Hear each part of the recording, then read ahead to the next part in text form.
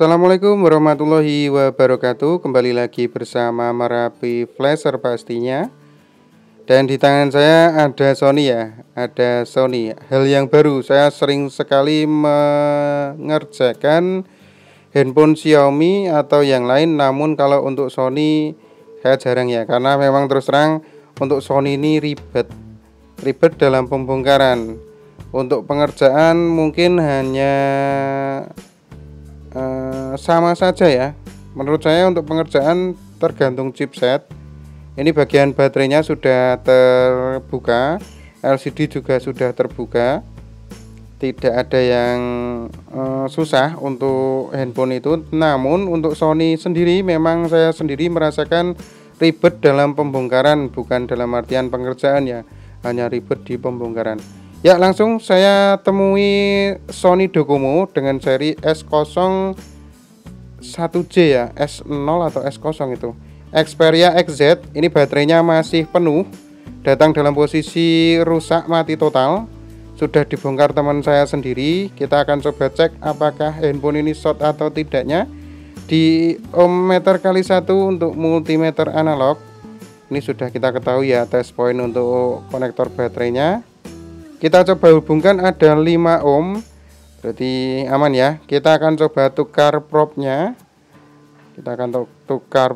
Dan kita ketahui memang short besar sekali ya. Dan ini saya rasa cuan. Ini menurut saya kalau short besar sebelum kita tekan on, itu kemungkinan besar short seperti ini masih bisa kita terjang pakai MBR atau power supply dengan 5 ampere ya. Kalau enggak 3 ampere lah. Kalau untuk 2 ampere masih bisa, namun kurang terasa panas ya.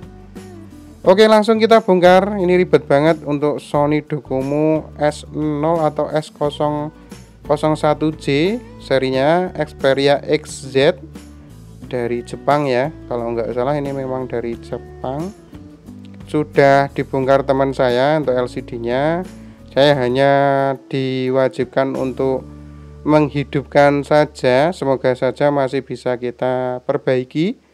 Oke, langkah selanjutnya kita bongkar secara perlahan. Mungkin memang untuk Sony sendiri ribet ya, jadi step-stepnya nanti saya akan coba percepat. Saya tidak terlalu sabar untuk membongkar Sony. Sepertinya Sony didesain memang serumit itu ya, mungkin seperti itu, tidak seperti yang lain.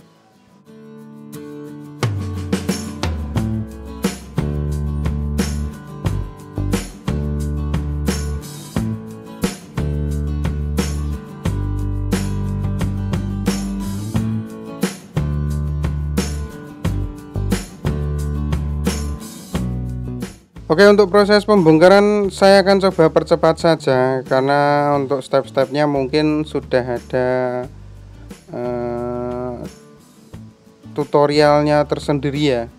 Karena saya sendiri memang ribet, saya sendiri memang belum begitu paham untuk Sony itu harus mulai dari mana dulu. Ini ada keterangan handphonenya berada di bawah slot SIM. Dan ini ada kamera serta yang lain. Saya akan coba skip saja karena memang saya sendiri susah untuk pembongkaran. Terus terang saja saya membutuhkan waktu sekitar 1 jam atau bahkan hingga 2 jam lebih ya untuk membongkar handphone ini. Saya tinggal kerjakan yang lain. Jadi untuk proses video pembongkaran mungkin saya akan skip. 2 hours later. Dan langsung terbongkar. Oke, jadi stepnya nggak tahu pembongkarannya seperti apa.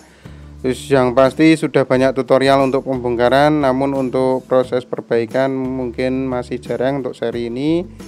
Ini seri Docomo Sony, dari Sony. Untuk baterainya masih 4 volt. Saya akan coba pastikan dulu V-bed-nya di mana, sudah saya temukan.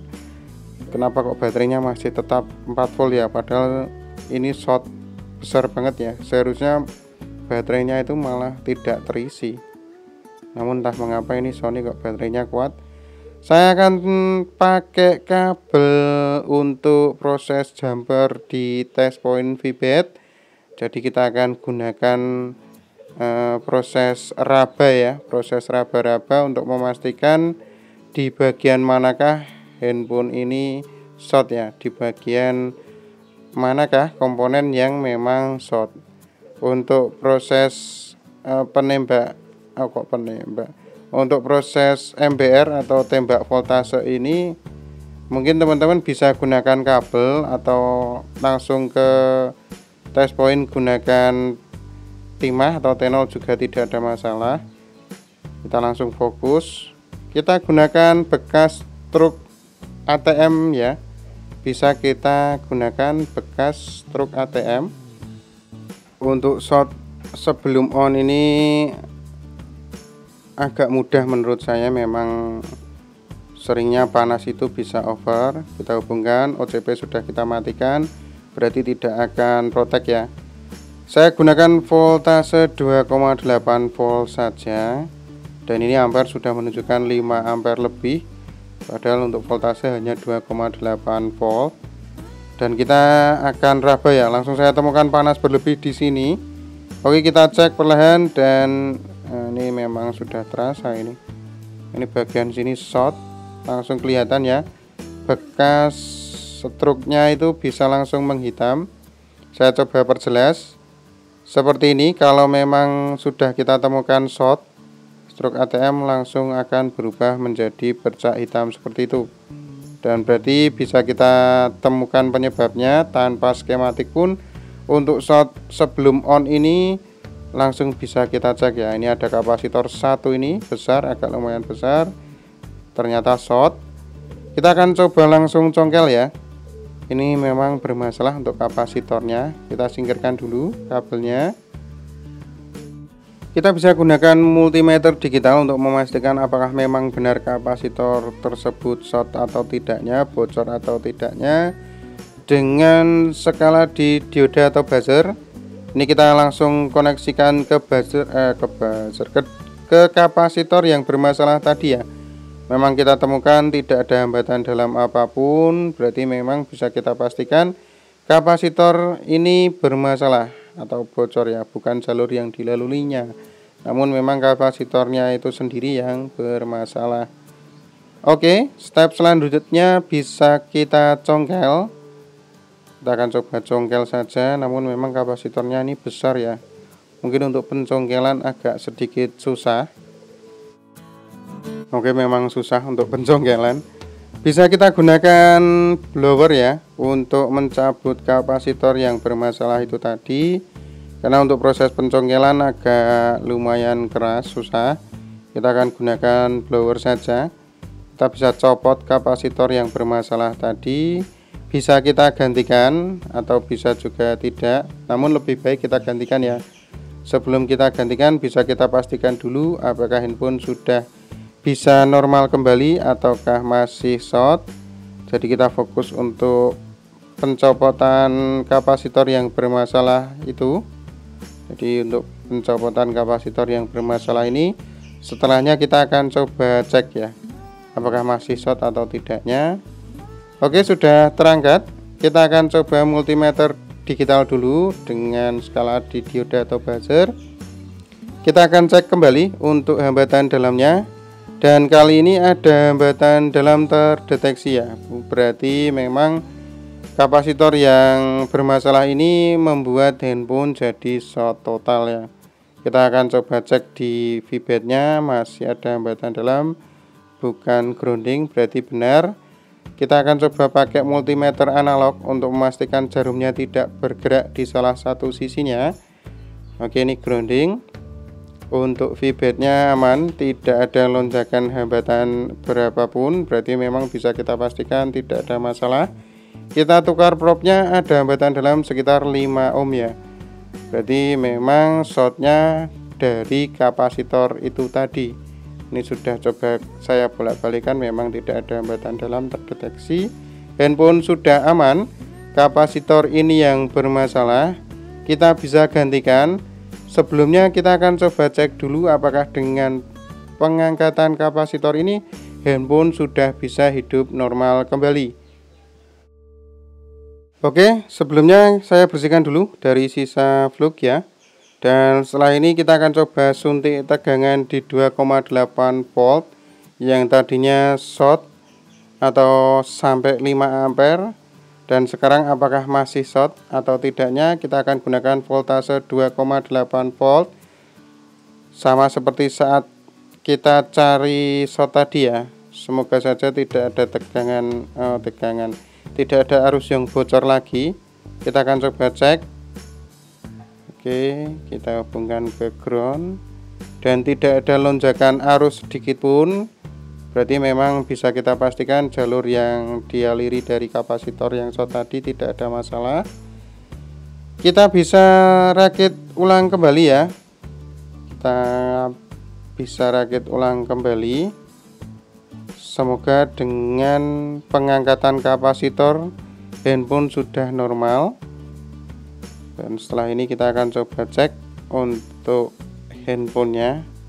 Namun tidak saya rangkai dulu ya, karena mungkin kita belum tahu kerusakan yang lain. Hanya saja kita coba cek untuk hidup atau tidaknya, karena untuk Sony sendiri itu ribet ya. Oke, step-stepnya seperti itu. Untuk pembongkaran juga saya sendiri masih belum hafal. Ini harus di mana. Mungkin teman-teman lebih berhati-hati untuk Sony karena terlalu ribet.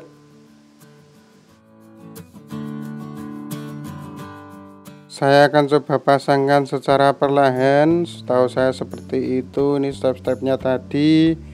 Mungkin di sini teman-teman bisa percepat ya videonya, karena memang saya sendiri lebih susah untuk pembongkaran dan pemasangan daripada pengerjaan handphonenya itu sendiri. Jadi untuk Sony memang lebih ribet dalam proses pembongkaran dan pemasangan kembali daripada untuk pengerjaan handphone itu sendiri ya. Oke, sudah bisa kita rapatkan kembali. Saya akan coba hidupkan setelah ini. Kita rangkai ulang.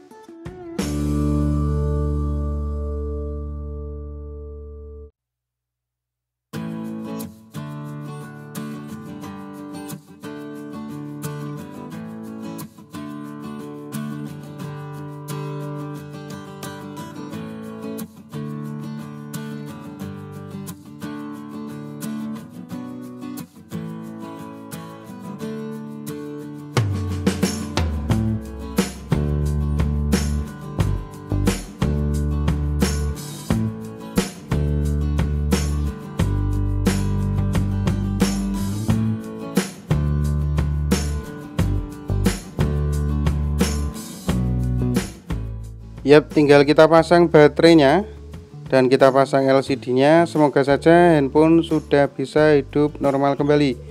Kita koneksikan LCD dan baterainya, kita tekan power dan alhamdulillah logo Sony sudah tampil. Oke, tanpa saya rakit semuanya dulu ya.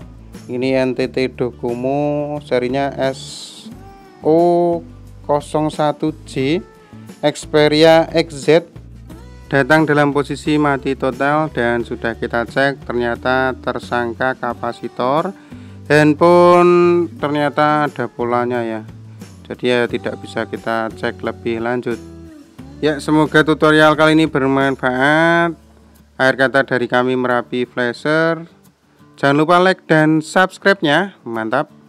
Wassalamualaikum warahmatullahi wabarakatuh.